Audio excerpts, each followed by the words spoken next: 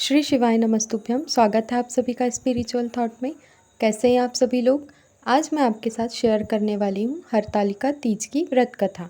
एक बार भगवान शिव ने पार्वती जी को उनके पूर्व जन्म के स्मरण कराने हेतु इस कथा को कहा था।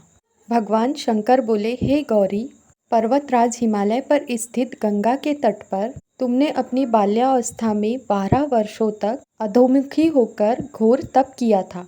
इतनी अवधि तुमने अन्न न खाकर पेड़ों की पत्ती खाकर व्यतीत किया था।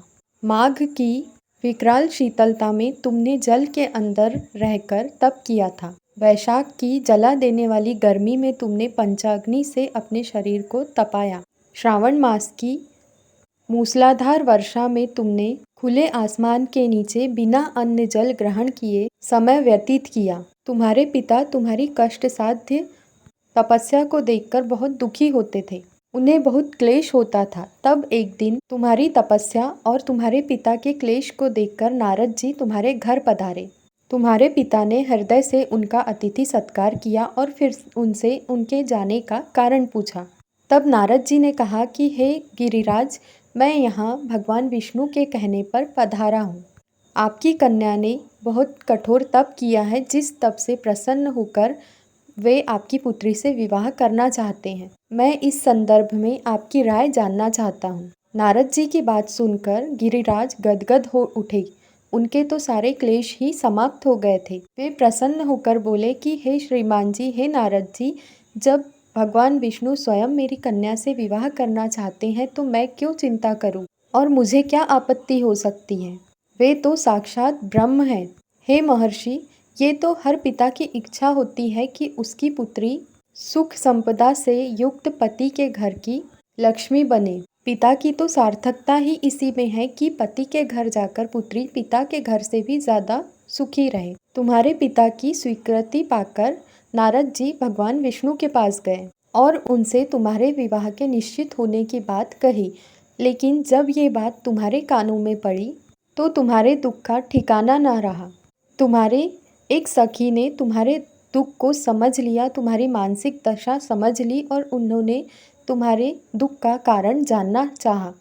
तब तुमने बताया कि मैंने सच्चे हृदय से भगवान शिव शंकर को अपना पति मान लिया है और उन्हीं के लिए मैंने इतना कठोर तप किया है।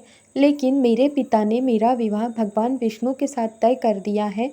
अब मैं बहुत ज़्यादा धर्म संकट में पड़ गई हूँ। अब मैं क्या करूँ। मेरे पास तो प्राण छोड़ देने के अलावा कोई भी उपाय नहीं बचा है।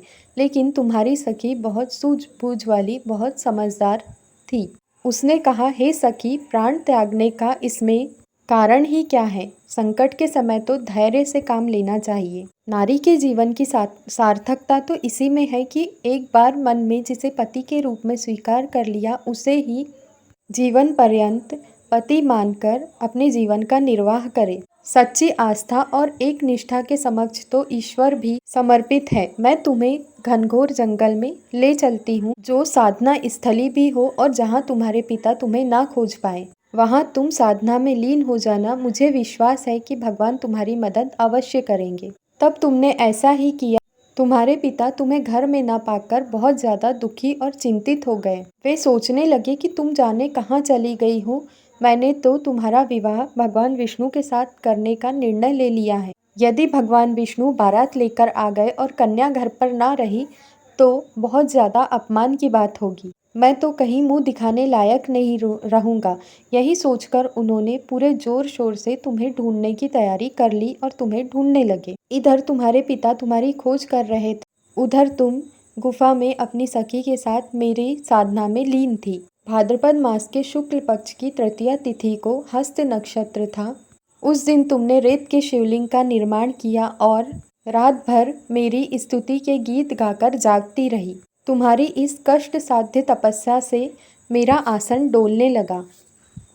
मेरी समाधि टूट गई और मैं तुरंत तुम्हारे समक्ष जा पहुंचा और तुम्हारी तपस्या से प्रसन्न होकर तुम्हें वर मांगने के लिए कहा।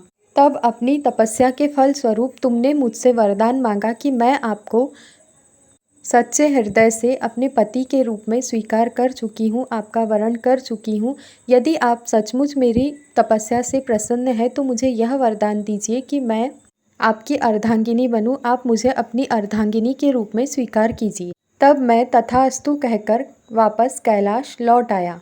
प्रातः होते ही तुमने पूजा की समस्त सामग्री को नदी में प्रवाहित किया और अब इस तरह अपने व्रत का पारण किया। उसी समय अपने मित्र बंधुओं सहित गिरिराज तुम्हें खोजते हुए वहां आ पहुँचे और तुम्हारी इस कष्ट साध्य तपस्या का कारण और उद्देश्य पूछा। उस समय तुम्हारी दशा को देखकर गिरिराज बहुत दुखी हुए और उनकी आंखों से आंसू गिरने लगे।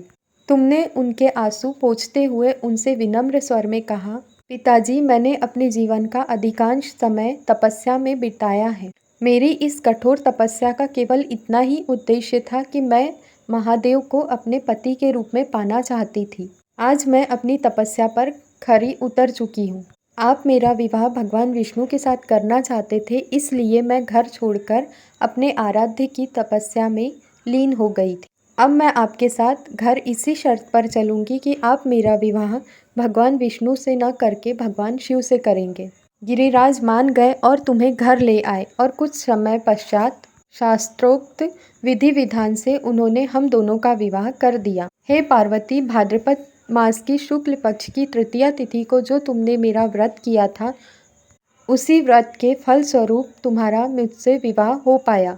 इसका महत्व यह है कि मैं इस व्रत को करने वाली कुंवारी कन्याओं को मनवांछित वर प्रदान करता हूँ और सौभाग्यवती महिलाओं को अखंड सौभाग्य प्रदान करता हूँ। इसलिए सौभाग्य की इच्छा रखने वाली प्रत्येक कुंवारी कन्या और स्त्री को यह व्रत करना चाहिए।